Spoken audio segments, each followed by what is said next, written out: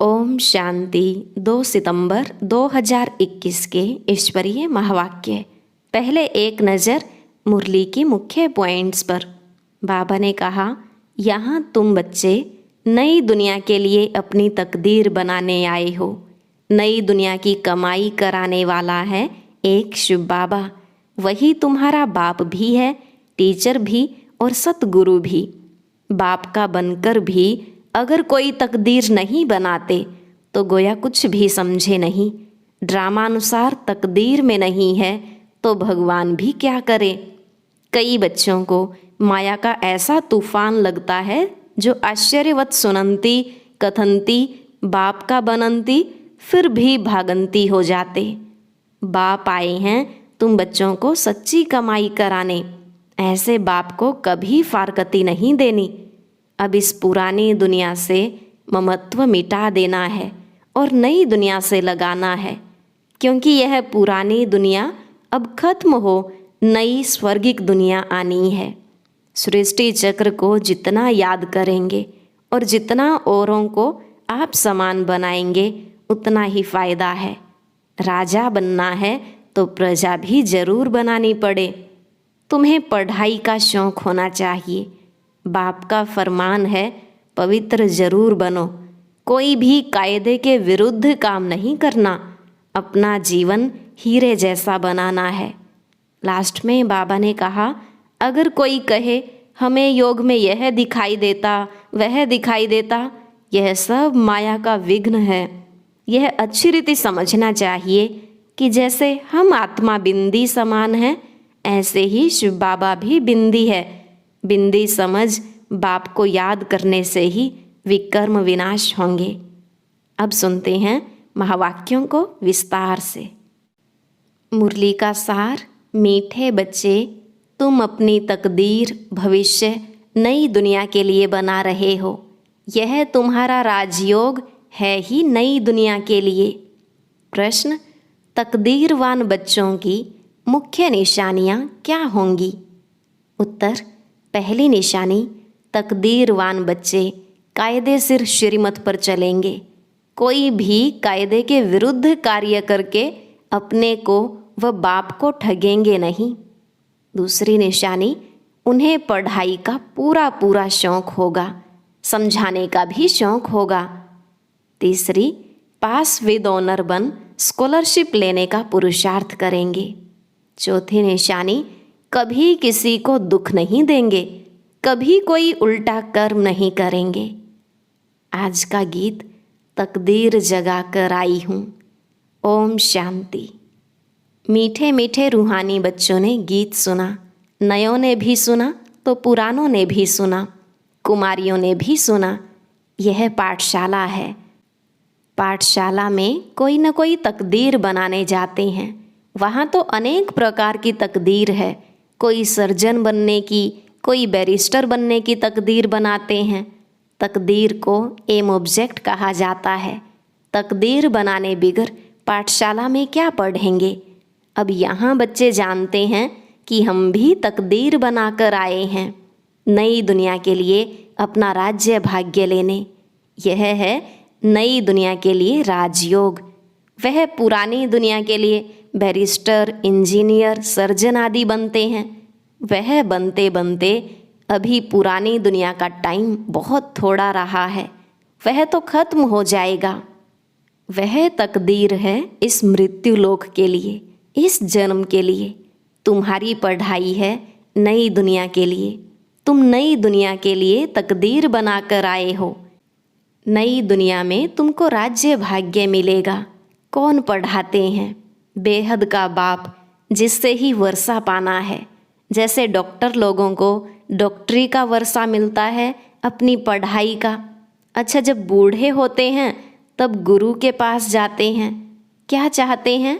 कहते हैं हमको शांति धाम जाने की शिक्षा दो, हमको सद्गति दो, यहाँ से निकल शांति धाम ले जाओ। बाप से भी वर्षा मिलता है इस जन्म के लिए। बाकी गुरु से तो कुछ नहीं मिलता। टीचर से कुछ न कुछ वर्षा पाते हैं, क्योंकि आजीविका तो चाहिए ना।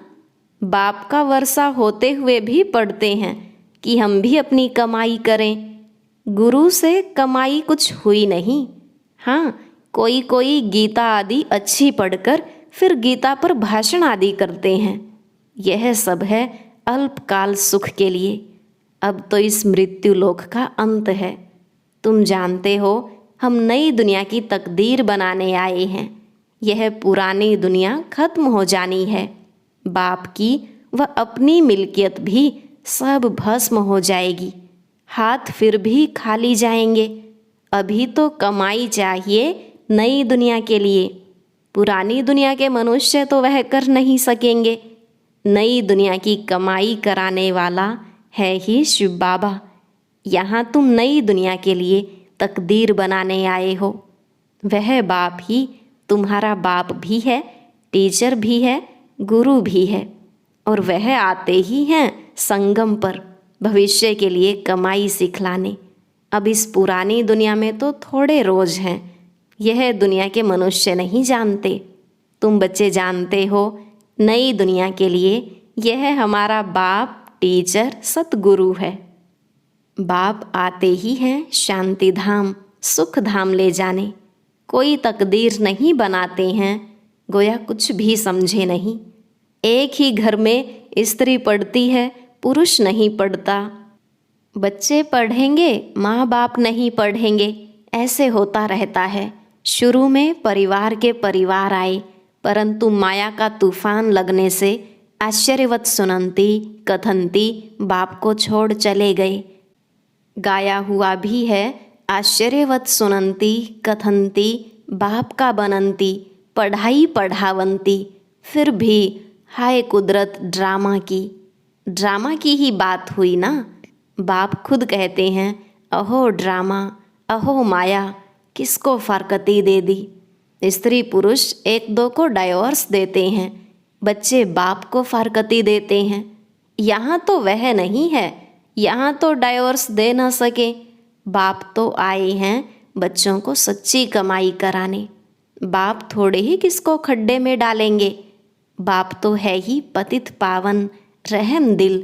बाप आकर दुख से लिबरेट करते हैं और गाइड बन साथ ले जाने वाला है। ऐसे कोई लौकिक गुरु नहीं कहेंगे कि मैं तुमको साथ ले जाऊंगा। शास्त्रों में है भगवानुवाच कि मैं तुम सब को ले जाऊंगा। मच्छरों सदृश सब जाने हैं। तुम बच्चे अच्छी रीति जानते हो, अभी हमको जाना है घर। यह शरीर छोड़ना है। आप मुए मर गई दुनिया। अपने को सिर्फ आत्मा समझ बाप को याद करना है। यह तो पुराना चोला छीछी है। यह दुनिया भी पुरानी है। जैसे पुराने घर में बैठे होते हैं, नया घर सामने बनता रहता है तो बाप भी समझेगा हमारे लिए, बच्चे भी समझते हमारे लिए बन रहा है। बुद्धि चली जाएगी नए घर तरफ, इसमें यह बनाओ, यह करो, बुद्धि उसमें ही लगी रहेगी। फिर पुराना तोड़ देते हैं।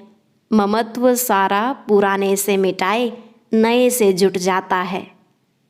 जानते हैं यह पुरानी दुनिया खत्म होनी है, नई दुनिया है स्वर्ग, उसमें हम राजाई पद पाते हैं। जितना योग में रहेंगे, ज्ञान की धारणा करेंगे, औरों को समझाएंगे, उतना खुशी का पारा चढ़ेगा। बड़ा भारी इम्तिहान है। हम 21 जन्म के लिए वर्षा पा रहे हैं। साहूकार बनना तो अच्छा है ना, बड़ी आयु मिले तो अच्छा है ना। सृष्टि चक्र को जितना याद करेंगे, जितने को आप समान बनाएंगे, उतना फायदा है। राजा बनना है तो प्रजा भी बनानी है। प्रदर्शनी में इतने ढेर आते हैं, वह सारी प्रजा बनती जाती, क्योंकि इस अविनाशी ज्ञान का विनाश नहीं होता। बुद्धि में आएगा पवित्र बन, पवित्र दुनिया का मालिक बनना है। राम राज्य की स्थापना हो रही है, रावण राज्य का विनाश हो जाएगा। सतयुग में तो होंगे ही देवताएं। बाबा ने समझाया था, लक्ष्मी नारायण का चित्र जो बनाते हैं उसमें लिखना चाहिए कि पास्ट जन्म में यह तमो प्रधान दुनिया में थे, फिर इस पुरुषार्थ से तमो प्रधान दुनिया से सतो प्रधान विश्व के मालिक बनेंगे। मालिक राजा प्रजा सब होती है ना। प्रजा भी कहेगी भारत हमारा सबसे ऊंचा है। बरोबर भारत ही सबसे ऊंचा था। अभी नहीं है, था जरूर। अभी तो बिल्कुल गरीब हो गया है। प्राचीन भारत सबसे साहूकार था। हम भारतवासी सबसे उच्च देवता कुल के थे। दूसरे कोई को देवी देवता नहीं कहा जाता। अब तुम बच्चियां भी पढ़ती हो, फिर औरों को समझाना है ना। बाबा ने डायरेक्शन दिया ना, कैसे प्रदर्शनी आदि में तार दी जाए, सो लिख कर आओ। तुम्हारे पास चित्र भी हैं, तुम सिद्ध कर बतला सकते हो कि उन्होंने यह पद कैसे पाया। अब फिर से यह पद पा रहे हैं शिव बाबा से। उनका चित्र भी है। शिव है परमपिता परमात्मा। ब्रह्मा विष्णु शंकर के भी चित्र हैं। परमपिता परमात्मा ब्रह्मा द्वारा स्थापना कर रहे हैं। विष्णुपुरी सामने खड़ी है। विष्णु द्वारा नई दुनिया की पालना। विष्णु है राधे कृष्ण के 2 रूप। अब गीता का भगवान कौन ठहरा? पहले तो यह लिखो कि गीता का भगवान निराकार शिव है, न कि कृष्ण। ब्रह्मा सो विष्णु, विष्णु सो ब्रह्मा कैसे बनते हैं? एक ही चित्र पर समझाने में कितना टाइम लगाता है जब बुद्धि में बात बैठे। पहले पहले तो यह समझाकर और फिर लिखना चाहिए।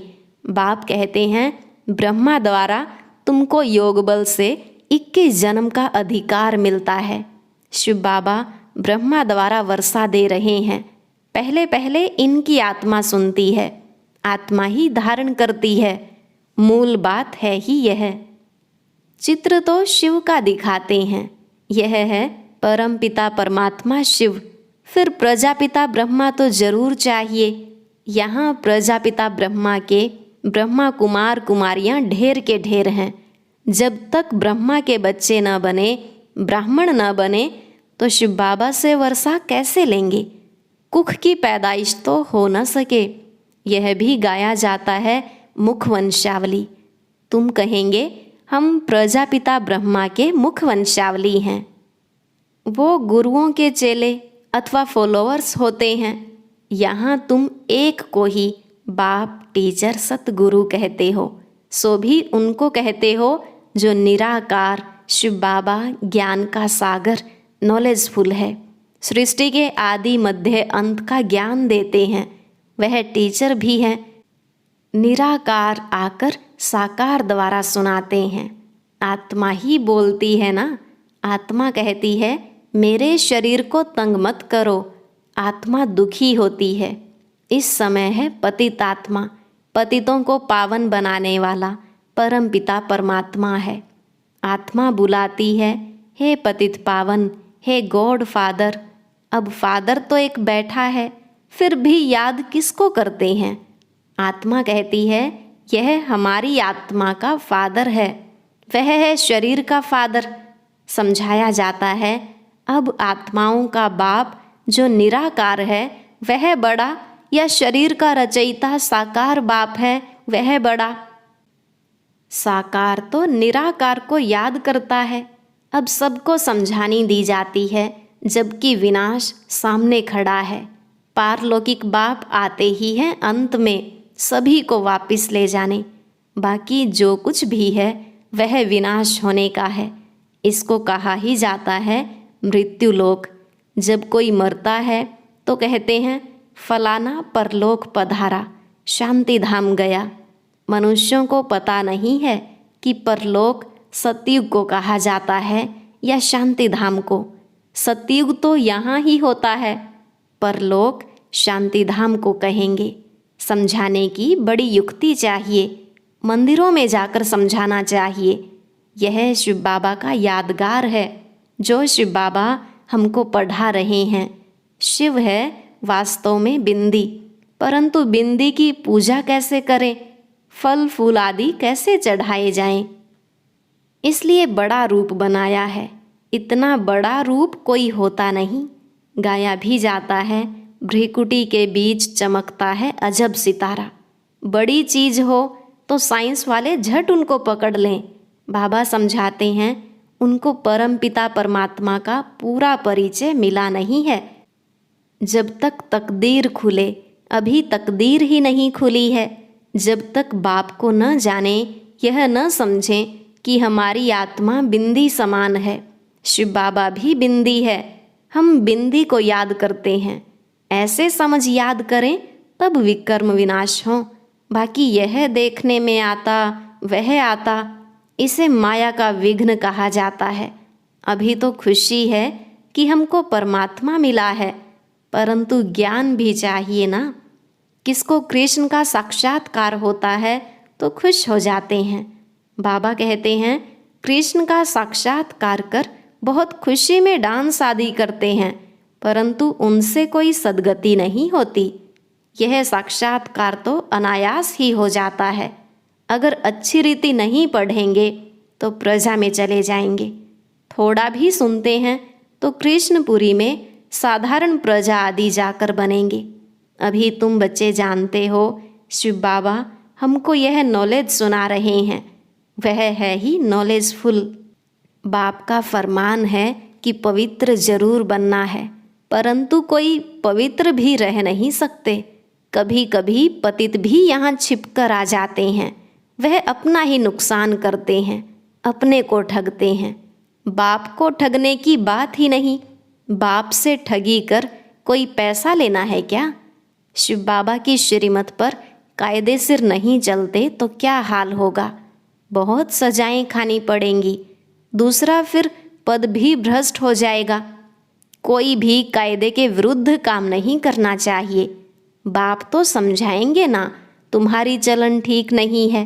बाप तो कमाई करने का रास्ता बताते हैं, फिर कोई करे न करे उनकी तकदीर। सजाएं तो खाकर वापिस शांतिधाम में जाना ही है। पद भ्रष्ट हो जाएगा तो कुछ भी मिलेगा नहीं। आते तो बहुत हैं, परंतु यहाँ बाप से वर्षा लेने की बात है। बच्चे कहते हैं बाबा से तो हम स्वर्ग का सूर्यवंशी राजाई पद पाएंगे। राजयोग है ना, स्टूडेंट स्कॉलरशिप भी लेते हैं ना, पास होने वालों को स्कॉलरशिप मिलती है ना। यह माला उन्हों की बनी हुई है जिन्होंने स्कॉलरशिप ली है। जितना जितना जैसा पास होगा ऐसी स्कॉलरशिप मिलेगी। वृद्धि होते होते हजारों बन जाते हैं। राजाई पद है स्कॉलरशिप। जो अच्छी रीति पढ़ाई पढ़ते हैं वह गुप्त नहीं रह सकते। बहुत नए नए पुरानों से आगे निकल पड़ेंगे। हीरे जैसा जीवन बनाएंगे। अपनी सच्ची कमाई कर 21 जन्मों के लिए वर्षा पाएंगे। कितना खुशी होती है। जानते हैं यह वर्षा अब नहीं लिया तो फिर कभी नहीं ले सकेंगे। पढ़ाई का शौक होता है ना। कोई को तो जरा भी शौक नहीं है समझाने का। ड्रामा अनुसार तकदीर में नहीं है तो भगवान भी क्या करे। अच्छा, मीठे मीठे सिकिलधे बच्चों प्रति माता पिता बाप दादा का याद प्यार और गुड मॉर्निंग। रूहानी बाप की रूहानी बच्चों को नमस्ते। रूहानी बच्चों की रूहानी बाप दादा को नमस्ते नमस्ते, गुड मॉर्निंग।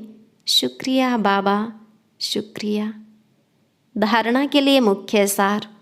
पहला पॉइंट, कोई भी कार्य श्रीमत के विरुद्ध नहीं करना है। पढ़ाई अच्छी रीति पढ़कर उच्च तकदीर बनानी है। किसी को भी दुख नहीं देना है। दूसरा पॉइंट, इस पुरानी दुनिया से ममत्व मिटा देना है। बुद्धि योग नई दुनिया से लगाना है। खुशी में रहने के लिए ज्ञान को धारण कर दूसरों को धारण कराना है। आज का वरदान, लाइट हाउस की स्थिति द्वारा पाप कर्मों को समाप्त करने वाले पुण्य आत्मा भव। लाइट हाउस की स्थिति द्वारा पाप कर्मों को समाप्त करने वाले पुण्य आत्मा भव। बाबा ने कहा जहाँ लाइट होती है वहाँ कोई भी पाप का कर्म नहीं होता है। तो सदा लाइट हाउस स्थिति में रहने से माया कोई पाप कर्म नहीं करा सकती। सदा पुण्य आत्मा बन जाएंगे। पुण्य आत्मा संकल्प में भी कोई पाप कर्म नहीं कर सकती। जहाँ पाप होता है वहाँ बाप की याद नहीं होती। तो दृढ़ संकल्प करो कि मैं पुण्य आत्मा हूँ, पाप मेरे सामने आ नहीं सकता। स्वप्न व संकल्प में भी पाप को आने न दो। स्लोगन: जो हर दृश्य को साक्षी होकर देखते हैं वही सदा हर्षित रहते हैं। जो हर दृश्य को साक्षी होकर देखते हैं वही सदा हर्षित रहते हैं। ओम शांति। आज की अव्यक्त मुरली जरूर सुने। उसके लिए ऊपर दिए गए बॉक्स को टच करें।